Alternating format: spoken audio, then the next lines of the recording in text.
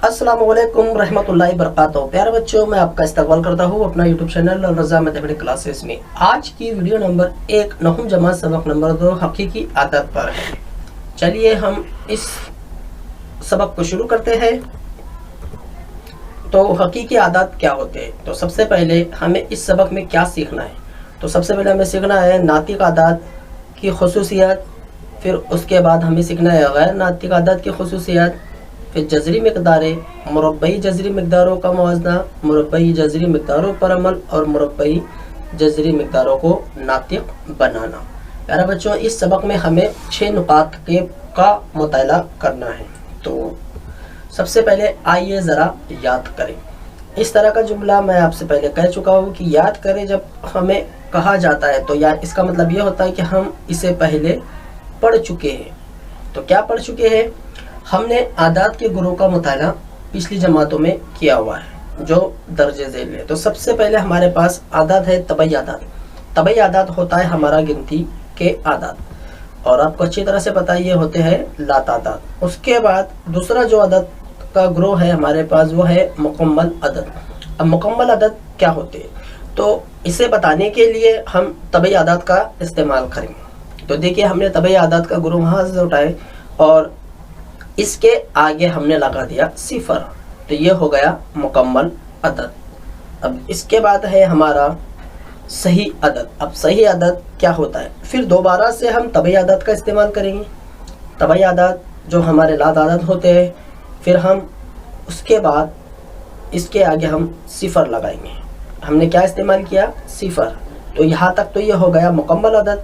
अब यहाँ पर जो इसकी सीधी जानिब तमाम मस्बत वाले आदत है, इन मस्बत वाले आदत के हम मुत्तज़ात अदद का इस्तेमाल करेंगे। मुत्तज़ात अदद होता है यानी ये मस्बत वाले अदद है, तो हम मनफी वाले अदद का इस्तेमाल करेंगे। तो ऐसा जो ग्रोह होता है वो ग्रोह होता है सही आदत का ग्रोह। और चौथा जो हमारा अदद है वो है नातिक अदद। नातिक अदद ये हमारे पास P/Q वाली शक्ल होती है, यानी कसर वाली शक्ल, जिसमें हमें एक हिदायत दी हुई रहती है कि Q ≠ 0 होना चाहिए, यानी Q सिफर नहीं होना चाहिए। अगर Q सिफर हो गया तो वो हमारी कसर नहीं रहेंगी। तो चलिए अब हम आदतों का ताल्लुक एक दूसरे में किस तरह से है। तो देखिए, सबसे पहले हमने नेचुरल नंबर यानी 1 गिनती के आदत, जिसे हम तबई आदत कहते हैं। अब देखिए, इसके बाद इसे याद करने के लिए एक छोटा सी शक्ल डायग्राम में बनाया हूँ ताकि आपके जहन में रहे। अगर हम सिफर लगाते तो हो जाता है मुकम्मल अदद। इसी सिफर के आगे हम तबई आदत के अगर मुत्तज़ात अदद लगा दें तो वो हो जाता है आय, यानी हमारा सही अदद। अब यही सही अदद के आगे अगर हम कसर वाली शक्ल लगा दें तो वो हो जाती है हमारी नातिक आदत। और ये तमाम के तमाम आते हैं हमारे हकीकी आदत में। किसमें आते हैं? हकीकी आदत में। तो देखिए कौन किसका सबसेट है। तो सबसे पहले n सबसेट है W का, यानी ज़िमनी सेट है, यानी तबई अदद ज़िमनी सेट है मुकम्मल अदद का, मुकम्मल अदद ज़िमनी सेट है सही अदद का, सही अदद ज़िमनी सेट है नातिक अदद का, और नातिक अदद ज़िमनी सेट है हकीकी अदद का। यानी तमाम के तमाम W, N, I, Q ये सब के सब हकीकी अदद होते हैं। तो हकीकी अदद की तारीफ़ क्या है, आइए देखते हैं। हमारे पास हकीकी अदद की तारीफ़ है कि नातिक आदत और गैर नातिक आदत दोनों को मिलाकर जो अददी ग्रोह बनता है उसे हम क्या कहते हैं? हकीकी अदद कहते हैं। और इसकी तारीफ़ कुछ इस तरह से भी हो सकती है। देखिए, वो आदात जो अददी ख़त पर दिखाए जा सकते हैं। हमने सीखा है 9वीं में, पिछले सबक में हमने देखा था, और 8वीं में भी हमने अच्छी तरह से सीखा हुआ है कि अददी ख़त पर किस तरह से हम नातिक अदद को ज़ाहिर करते हैं। तो ये हमारे कहलाते हैं हकीकी आदत। तो चलिए अब हम पहले पॉइंट की तरफ बढ़ते हैं। सॉरी, इसमें सबसे पहले नातिक अदद। नातिक अदद की तारीफ़ क्या है? मैंने कहा आपसे कि वो अदद जैसे p/q की सूरत में लिखा जाता है, जिसमें p और q ये सही अदद होते हैं, लेकिन q सिफर के बराबर नहीं होना चाहिए। ऐसी सूरत को हम नातिक अदद कहते हैं। इनकी खुसूसियत एक जदवल दी गई है, जहाँ पर जमा वाली एक खुसूसियत है और ज़रब वाली एक खुसूसियत। बहुत ईजी है। मानिए यहाँ पर पहली वाली खुसूसियत ये है, मुबादला खासियत होती है। ये 5 जमा 4 अगर हमने लिखा, इधर 5 इधर 4, तो उसका जवाब 9 आएगा। फिर इधर हमने इधर 4 लिखी, इधर 5, तो भी उसका जवाब हमें 9 ही हासिल होगा। इस तरह की जो खुसूसियत है, इनकी अगर हम पोजीशन चेंज करते हैं तो जवाब में कोई फ़र्क नहीं आता है। यहाँ पर आप देखिए, एक है जमई खासियत कि ए में अगर सिफर मिलाए तो हमारा हासिल जवाब ए रहेगा। आपको पता है किसी भी अदद में अगर हम सिफर मिलाते हैं 0 जमा 1 तो हमारा हासिल जवाब 1 आता है। हम ये अच्छी तरह से पिछली क्लासों में सीख चुके हैं।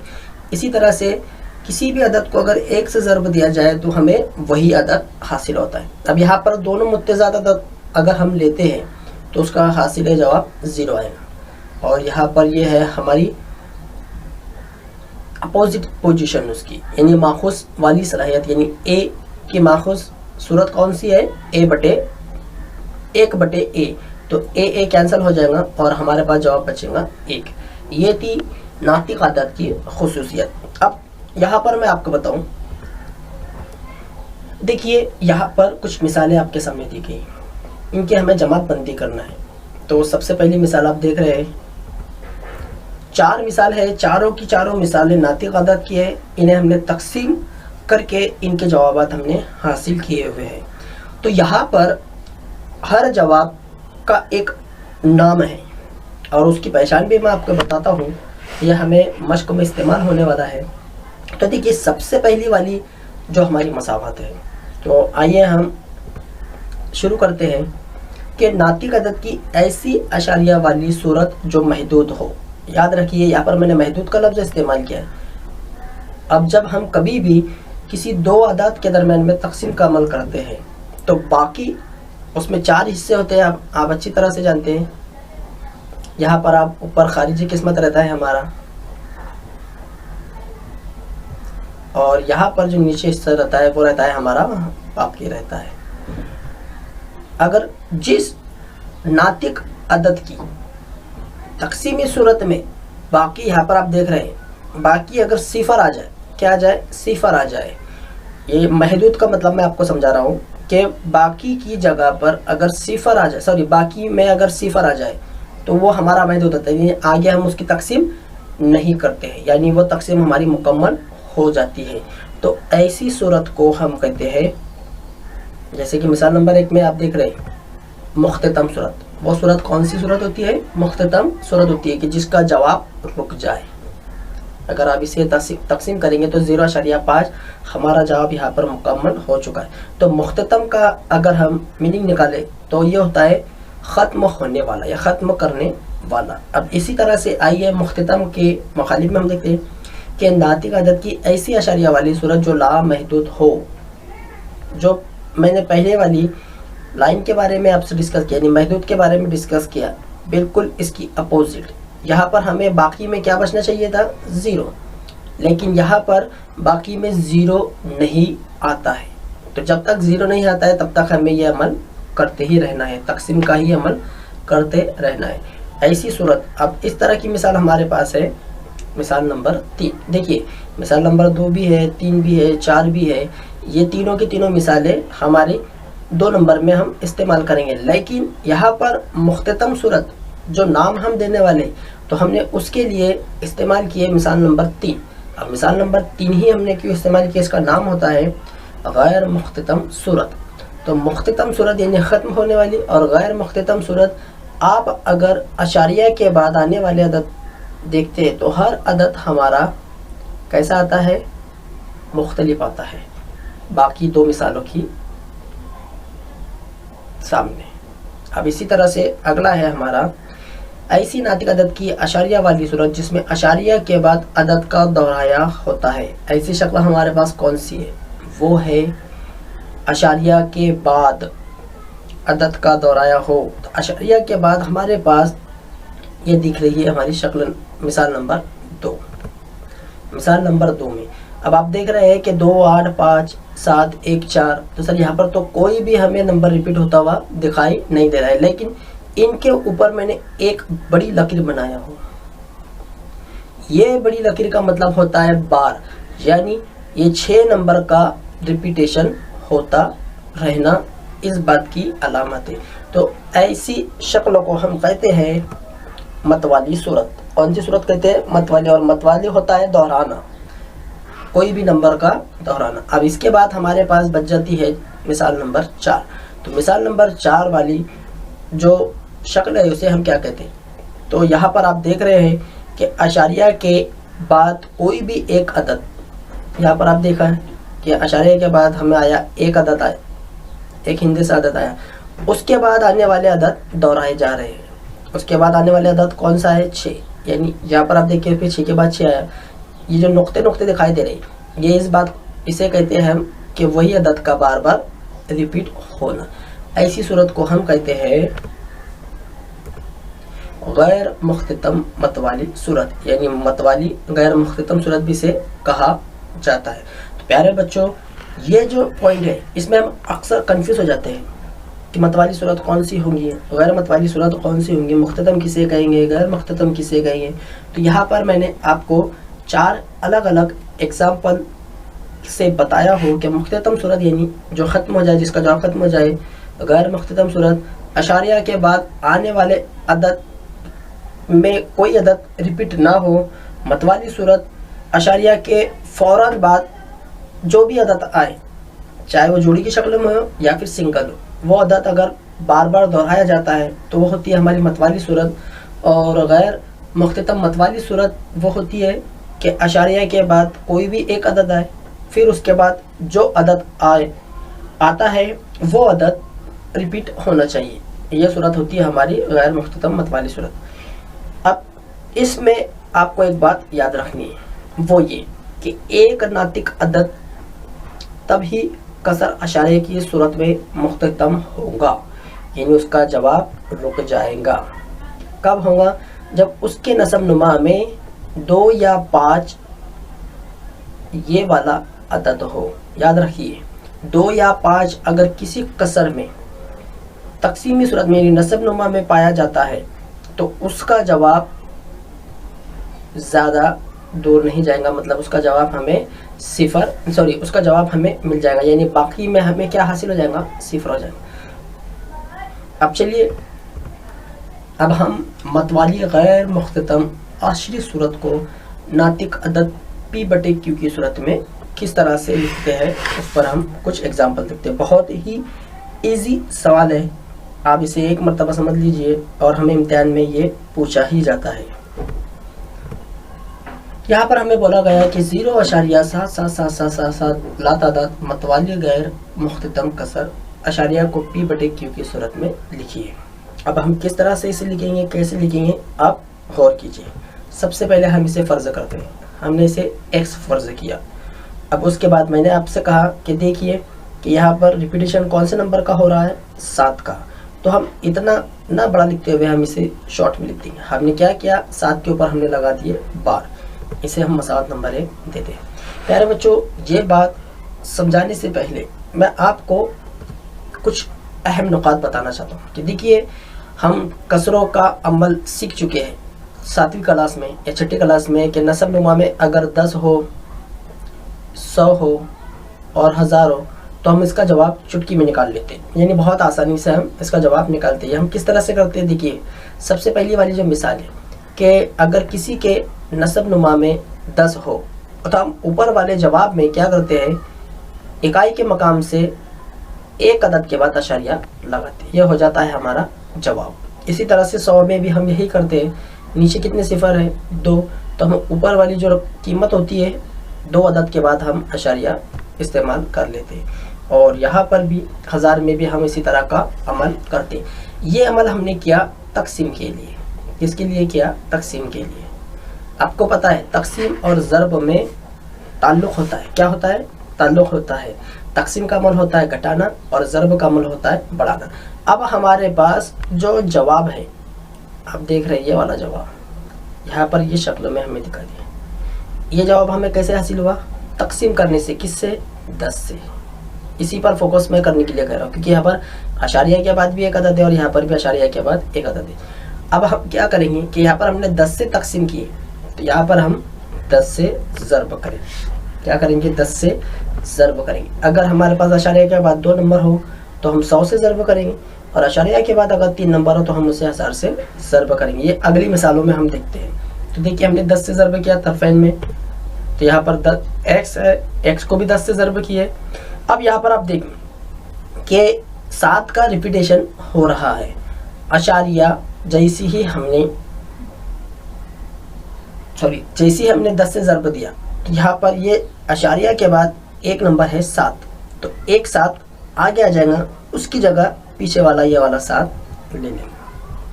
इसे हम कहेंगे, इसे देंगे हम मसावत नंबर 2। अब इसके बाद मसावत 1 और 2 की तफरीक करने पर, यहाँ पर हम तफरीक ही क्यों करेंगे वो बताता हूँ मैं आपको। सबसे पहले हम इसकी सूरत लिख लेते हैं, दोनों चलिए।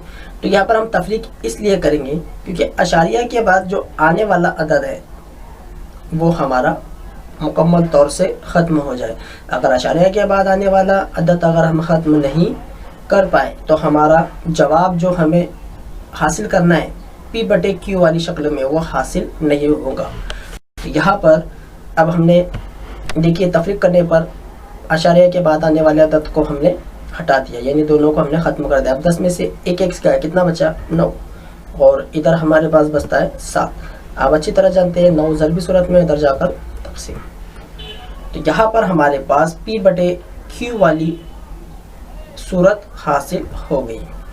अगर आप इनकी तकसीम करेंगे 7/9 की, तो हमें यही जवाब हासिल होगा। प्यारे बच्चों, आइए अब हम 100 और 1000 से ज़र्ब वाली मिसाल देखते हैं। अब आप देख रहे हैं, चलिए इससे पहले सबसे पहले हम लिखते हैं, फ़र्ज करते हैं। कौन सा नंबर रिपीट हो रहा है? 2 4। कौन सा नंबर? 2 4। यानी अशारिया के बाद कितने नंबर हैं? 2। हमने फ़र्ज किया, देखिए 2 4 पर हमने बार इस्तेमाल किया। इसे हम मसावत नंबर 1 देते हैं। अब मसावत नंबर 1 को हम कितने से ज़र्ब करना है? 100 से। 100 से ज़र्ब किए, फिर मैं आपको बता दूं कि ये 24 आगे आ जाएगा और उसकी जगह पर ये वाला 24 ले लेंगे, जैसा कि हमने मिसाल में बताया। इसके बाद मसावत 1 और 2 की तफरीक करने पर, तफरीक ही क्यों कर रहे हैं? ताकि अशारिया वाला पॉइंट ख़त्म हो जाए। अब यहाँ पर अशारिया के बाद आने वाला जो नंबर है वो कट हो जाएगा। 100 में से एक गया, एक तफरीक करें तो बचता है 99। अब आप यहाँ देख रहे हैं 124 है, 124 में से एक को तफरीक करना है, तो कितना हासिल है जवाब? 123। फिर यहाँ पर 99 ज़रबी सूरत में उधर जाकर तकसीम। यह हो गई हमारी मतवाली गैर मुख्ततम कसर। अशारिया को हमने P/Q की सूरत में लिखी। आइए अब हम 1000 वाली मिसाल देखते हैं। फर्ज करते हैं कौन से नंबर रिपीट हो रहे हैं? 5 1 3। इस पर हम बार लगाते हैं। हमने बार 5 1 3 पर लगा, इसे मसावत नंबर 1 दिया। इसके बाद कितने से ज़र्ब देना है? 1000 से, क्योंकि अशारिया के बाद 3 अदद है। अब 1000 से हम ज़र्ब करते हैं। फिर मैं आपको बता दूं कि 5 1 3 आगे अशारिया से पहले आ जाएगा और उसकी जगह पर ये 5 1 3 ले लेंगे। अब उसमें इसे हम मसावत नंबर 2 देते हैं। 1 और 2 की तफरीक करने पर,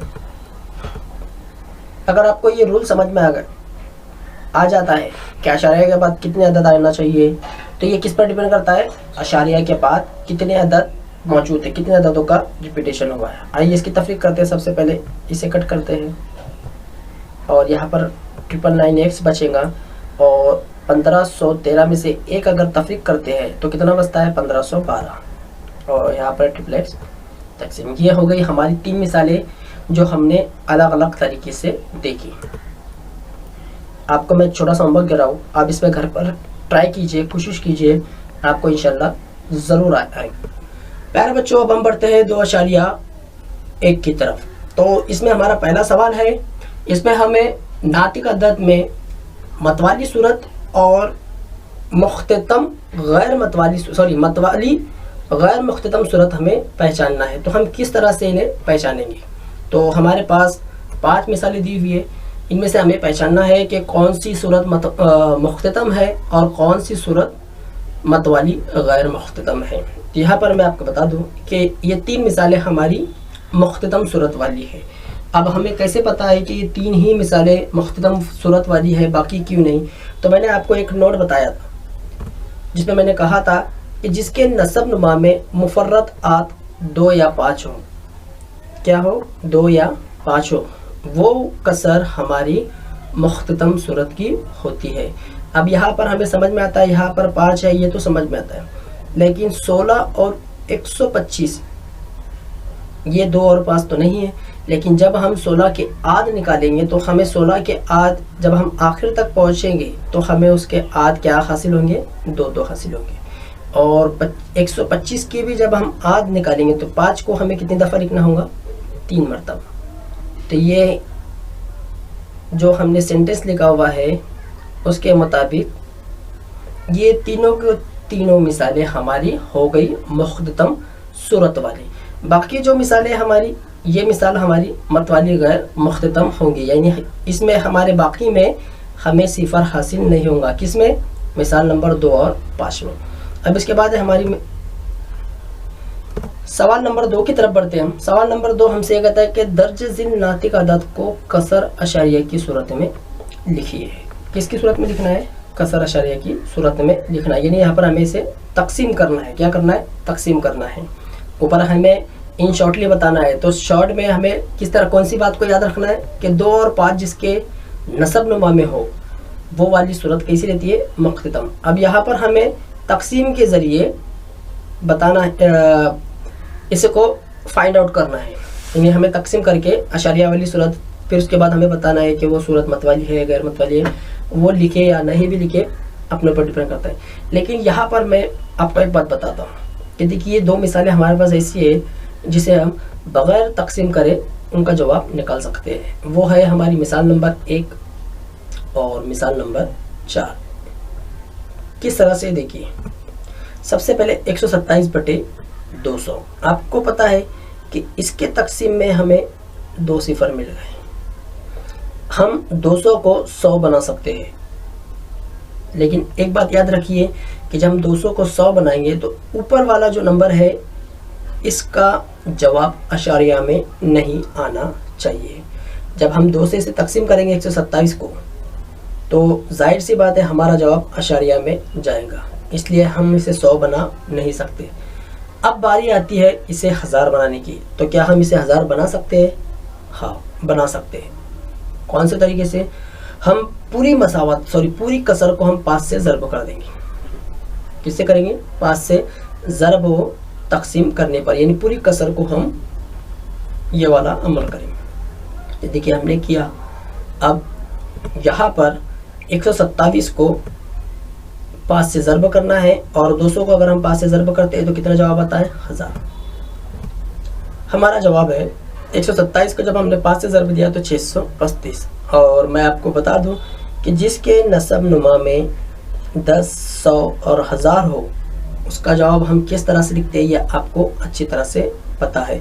यहाँ पर कितने सिफर है? 3। तो यहाँ ऊपर हमारे पास 3 ही अदद दिए हुए, तो हम क्या करेंगे? ये 3 अदद एज इट इज़ रहेगा और इकाई, दाई, सैकड़े के मकाम पर हम अशारिया का इस्तेमाल करेंगे। तो देखिए, हमारा सैकड़ा कौन सा है? 6 है। यहाँ पर हमने अशारिया का इस्तेमाल किया, 0 की कोई वैल्यू नहीं होती। यह है हमारा बहुत ही आसान तरीके से एक मिसाल को हमने हल की। अब इसी तरह से मिसाल नंबर 4 की तरफ बढ़ते हैं। अब मिसाल नंबर 4 में हम इसे कितना बना सकते हैं? 10। तो कितने से ज़रब व तकसीम करना है? 2 से। 8/10। तो यहाँ पर हम कितने सिफर है? 1। तो एक ही अदद के बाद अशारिया का इस्तेमाल। ये हो गई हमारी 2 मिसालें। बाकी एग्जाम्पल को आपको तकसीम के ज़रिए से तरीके से करना है, यानी इस तरह से। आप लिखेंगे यहाँ 25, फिर यहाँ पर 99, आपको 99 का पाड़ा बनाना है, फिर यहाँ पर ये 0 या अशारिया लगाएं, यहाँ पर ये बनाएं, इस तरह से आपको ये बाकी मिसालें करनी है। आइए हम गैर नातिक आदात और हकीकी आदात क्या होते हैं। तो गैर नातिक आदात और हकीकी आदात में सबसे पहले हम गैर नातिक आदात किस तरह से होते हैं उसकी एक एग्जांपल देखते हैं कि मानिए जज़र दो, हमको मालूम है ये जज़र दो गैर नातिक आदात होता है, क्योंकि इसका जो जवाब होता है ये हमारा मुख्ततम गैर मतवाली सूरत में पाया जाता है। गैर मुख्ततम गैर मतवाली सूरत में हासिल होता है जज़र दो का जवाब। अब इसे हमें साबित करना है। तो आपको याद होगा एक हमारा रियाज़िदा है जिन्होंने एक रूल हमें बताया था कि जब भी किसी को हमें साबित करना है तो हमेशा उसे उसके उल्टे में फ़र्ज करना है। यहाँ पर हमें पता है कि जज़र दो क्या है, गैर नातिक आदात है, तो यहाँ पर हम फ़र्ज करते हैं कि ये नातिक आदात है और उसकी खुसूसियात की बिना पर हम इसे साबित करेंगे। तो सबसे पहले यानी ये P बटे Q वाली सूरत है। नातिक आदात यानी P बटे Q वाली सूरत होती है। तो इसे हम इस तरह से लिख सकते हैं, यानी इसका मतलब ये हुआ कि यहाँ पर P और Q में सिर्फ एक के अलावा कोई मुश्तरक आद मौजूद नहीं है। इसका मतलब ये होता है। तो इसे हमने इस तरह से लिए। अब इसे हम मसावत तरफ़ैन का मुरब्बा करने पर, अब यहाँ पर आप देख रहे हैं तरफ़ैन का मुरब्बा करने पर ये दो जज़र दो मुरब्बा मिलने से हट जाता है। अब ये Q तक़सीम की सूरत में उधर जाकर ज़र्ब होगा। अब हमें ये सूरत मिल गई। अब आप देखिए जिस अदद के पास दो हो वो अदद मुरब्बा, ज़रबी सूरत में अगर दो हो तो वो मुरब्बा वो होता है हमारा जुफ्त अदद। कौन सा अदद होता है? जुफ्त, यानी जिसके कोई भी अदद के पास, मानिए यहाँ पर Q मीन्स ये कोई भी एक अदद है। Q मीन्स यहाँ पर क्या है? कोई भी एक अदद लिए आप। अगर मानिए आपने यहाँ पर Q की जगह पर 2 इस्तेमाल किए तो 2 का मुरब्बा 4, 4 दूनी 8, और 8 आपको पता है 8 कौन सा नंबर है? जुफ्त नंबर है। मानिए अगर आप Q की जगह पर 3 इस्तेमाल करते हैं, 3 का मुरब्बा 9, 9 दूनी 18, ये हमारा जुफ्त नंबर हो गया। तो इसका मतलब ये हुआ कि P की दूसरी कुव्वत ये जुफ्त अदद है, यानी 2 ये P का एक आद है। अब इसी तरह से आगे बढ़ते हैं। इसे हमने मसावत A दिया। अब देखिए, अब फ़र्ज़ कीजिए कि P का दूसरा आद T है। आपको पता है यहाँ पर देखिए, मानिए 18 है, फॉर एग्जांपल के तौर पर मैं आपको बता रहा हूँ 18 है, ये जुफ्त नंबर है। तो इसके जब हम टुकड़े करेंगे तो जाहिर सी बात है एक हमें 2 हासिल होगा और एक 9 हासिल होगा। कौन सा हासिल होगा? 9। मैं एग्जांपल के तौर पर आपको बता रहा हूँ। तो यहाँ पर हमने मानिए 2 तो हमें मिल गया एक एग्जांपल के तौर पर। अब हमने दूसरा फ़र्ज़ किए कि मानिए वो T कौन है? 9 है, एक फ़र्ज़ी तौर पर। अब यहाँ पर तो P बराबर 2T, राइट, इसे हम 2 के साथ ही लिखेंगे। अब इनका मुरब्बा करने पर, अब यहाँ पर इसे हमने दिया मसावत नंबर। अब P की 2 कीमतें, मसावत 1 और 2 में P की 2 कीमतें हमारे पास ये वाली, तो हम दोनों को सामने बता सकते हैं इस तरह से, राइट। P की दूसरी कुव्वत भी हमारे पास मौजूद है यहाँ पर। अब आप देखिए कि यहाँ पर 2 ज़रबी सूरत में इधर जाकर तकसीम करें तो हमारा जवाब हमें मिला Q कुव्वत 2 बराबर 2T कुव्वत 2। अब देखिए P तो जुफ्त अदद था ही, अब Q भी हमें जुफ्त अदद मिल गया। अब यहाँ देख रहे हैं कि इसकी ज़रबी सूरत में कौन सा अदद है? 2 है। अब यहाँ पर T मीन्स मैंने आपसे अभी कहा, अब T मानिए अगर आप 9 लेते हैं तो 9 का मुरब्बा निकालिए। अब 81 ज़रब 2 कितना होगा हमारा? आप अच्छी तरह से जानते हैं 132 कितना होगा? 132, और 132 ये हमारा जुफ्त नंबर है, इसलिए Q भी हमारा ये क्या हो गया? जुफ्त नंबर हो गया।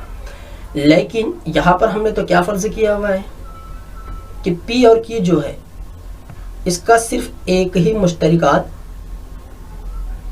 एक के अलावा कोई मुश्तरिकात नहीं है। लेकिन जब हमने इसका सॉल्व किए तो हमें इसका एक से ज़ायद मुश्तरिकात मिला है, इसलिए हमने जो फ़र्ज़ किया हुआ है वो गलत फ़र्ज़ किया हुआ है कि जज़र 2 नातिक आदाद है, लेकिन जज़र 2 नातिक आदाद नहीं है। जज़र 2 क्या है? गैर नातिक आदाद है। ये हमने साबित किए। आइए मश्क नंबर 2.2 की तरफ बढ़ते हैं। इसमें पहला सवाल है हमारे पास, साबित कीजिए कि 4 जज़र 2 ये गैर नातिक आदत। जिस तरह से अभी हमने मिसाल हल की उसी तरह से हमें सॉल्व करना है। तो सबसे पहले हम इसे फ़र्ज़ करेंगे कि ये नातिक आदत है और इसे नातिक आदत की सूरत के मुकाबिल में बताएंगे। अब यहाँ पर देखिए 4 आप देख रहे हैं, 4 ज़रबी सूरत में है। उधर की सिमत में जाकर उधर की सिमत, अब हम पी और क्यू यहाँ पर सही याद आते हैं। तो यहाँ पर हमने देखिए 4 इधर ज़रबी सूरत में, इधर जाकर वो तकसीम हो गया। अब इधर की जो सूरत है, अब यहाँ पर आप देख रहे हैं चार ये जुफ्त अदद है। तो अब 2 हो या फिर 4 हो, किसी भी नंबर के साथ वो ज़रबी सूरत में अगर पाया जाता है तो वो नंबर हमारा जुफ्त अदद होता है। यहाँ पर P/4Q ये नातिक आदत है और हर नातिक आदत सही आदत नातिक आदत होता है, ये हमें पता है। तो यहाँ पर आप देखिए कि दोनों कसरों की एक जानिब जो है हमारी ये दाई जानिब यानी सीधी जानिब और ये है हमारी बाई जानिब, दोनों की दोनों हमारी किस तरह से है, डिफरेंट है। तो एक जानिब नातिक आदत है और दूसरी जानिब क्या है, गैर नातिक आदत है। तो इसलिए हमने जो फ़र्ज़ किया हुआ था कि 4 जज़र 2 ये नातिक आदत है, यह गलत है। इसलिए 4 जज़र 2 ये गैर नातिक आदत है।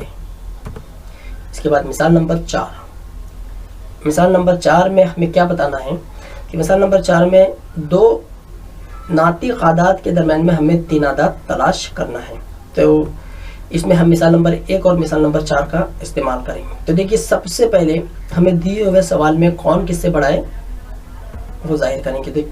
तो 0.3 बड़ा है -0.5 से। अब हमें इनके दरम्यान में कौन से नातिक अदद आते हैं वो तलाशना है। तो 0.3 ये किससे बड़ा है, 0.2 से, 0.2 और 0.1 से, और 0 से भी बड़ा है। अब 0 से जितने भी नंबर आएंगे वो तमाम के तमाम छोटे रहेंगे। तो हम इसे इस तरह से लिखेंगे 0 बड़ा है -0.1, -0.2, -0.3 और आखिर में है -0.5 से। तो यहाँ पर आप देखिए कि यहाँ पर जो सवाल हमें दिया हुआ था 0.3 और 0.5 के दरमियान में हमें कितने नंबर ढूंढना है, 3। तो यहाँ से आप कोई भी 3 नंबर उठा लीजिए। तो हमने उठाए ये तमाम के तमाम नातिक आदात है। तो यहाँ से हमने उठाए -0.2, -0.1, 0.2। ज़रूरी नहीं कि यही आप उठाएं, आप 0.1 भी ले सकते हैं, 0 भी ले सकते हैं, इस तरह से। अब इसी तरह का सवाल नंबर हमारा दूसरा है। ये सवाल थोड़ा सा अलग है, बाकी 2 सवाल आपको जो मैं सवाल छोड़ रहा हूँ वो आपको घर काम के लिए है। अब यहाँ पर देखिए सबसे पहले हम इसकी सूरत लिखते हैं कि यहाँ पर अशारिया के बाद कितने नंबर है, 2, और यहाँ पर अशारिया के बाद सिर्फ एक ही नंबर है। तो हमने क्या किए, 0 की 0 लगा दिया। आपको पता है ये 3 मीन्स यानी क्या होता है, 30 होता है। बाकी दूसरा ये बड़ा है किससे, नफी 2.33 से। आपको अच्छी तरह से पता है कि 0 से जो जितनी करीबी हालत में होता है वो उतना बड़ा होता है। यहाँ पर 30 0 से पहली यानी बहुत करीब में है 33 की बनिस्बत, इसलिए नफी 2.30 बड़ा है नफी 2.33 से। अब इनके दरम्यान में हमें 3 नातिक अदद तलाश करना है। तो बहुत इजी है, 230 से 31, 32 और लास्ट में।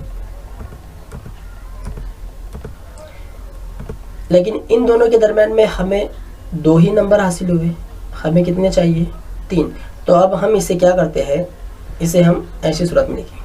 हमने लिखा -2.31 बराबर, इसे हम इस तरह से लिख सकते हैं। हमने सिफर लगा दिए और दूसरी कंडीशन को भी हम इस तरह से लिख सकते हैं। अब हम 310 और 320 के दरम्यान में कितने नंबर हैं, 300 बड़ा है 310 से, ये बड़ा है 315 से, और ये बड़ा है 320 से। तो यहाँ पर प्यारे बच्चों, यहाँ पर आप ये लीजिए 1 2 3 4, कोई भी आप नंबर इसमें ले सकते हैं। तो प्यारे बच्चों, आपको ये वीडियो कैसी लगी कमेंट्स बॉक्स में लिखकर ज़रूर बताइए। अस्सलाम।